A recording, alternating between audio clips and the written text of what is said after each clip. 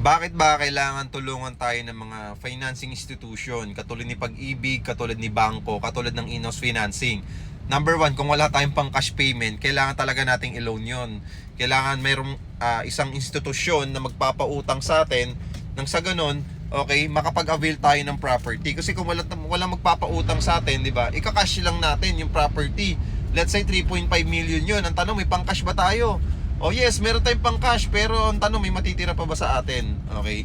So that's why meron po tayong tinatawag na loans. Okay? For example, kay Pag-ibig, kukuha tayo ng property. Yung 3.4, 3.2 million, 3.5 million na total contract price, ilo-loan po natin kay Pag-ibig yon.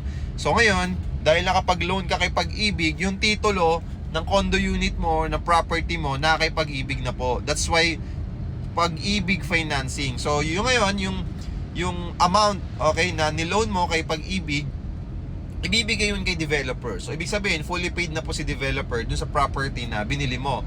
Ngayon, ikaw, dahil nag-loan ka, umutang ka ng pambayad dun sa property mo. So ayun yung merong applied interest. Okay, so ibig sabihin, nileverage natin yung pera ni Pag-ibig.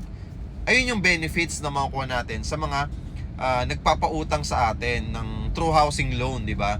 So, kung kukuha ka ng property, Pag-ibig financing, okay? Home loan ng tawag dun sa kanila, okay? And then Pag-ibig financing, so ayun yung housing loan, Pag-ibig housing loan.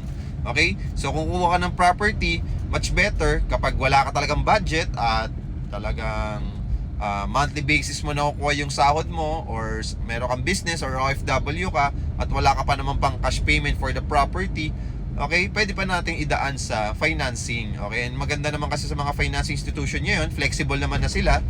It's up to you kung ilang years to pay mo babayaran, at pwede ka rin naman mag-advance to principal para mabilis mo matapos yung unit mo. So, ganun po siya. Okay, male-leverage po natin yung mga financing institution para maka-avail po tayo ng property, especially kapag wala tayong pang cash payment, or kung meron man, mabibitan yung budget natin. Okay?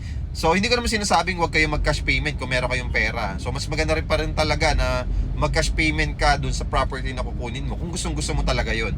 Kasi, syempre, ano na kumaga, zero interest na yun kapag cash payment, and wala nang applied interest. Diba? At wala ka ng monthly amortization na iisipin. So, yun. So, maraming salamat client sa mga interested, mag-follow po kayo.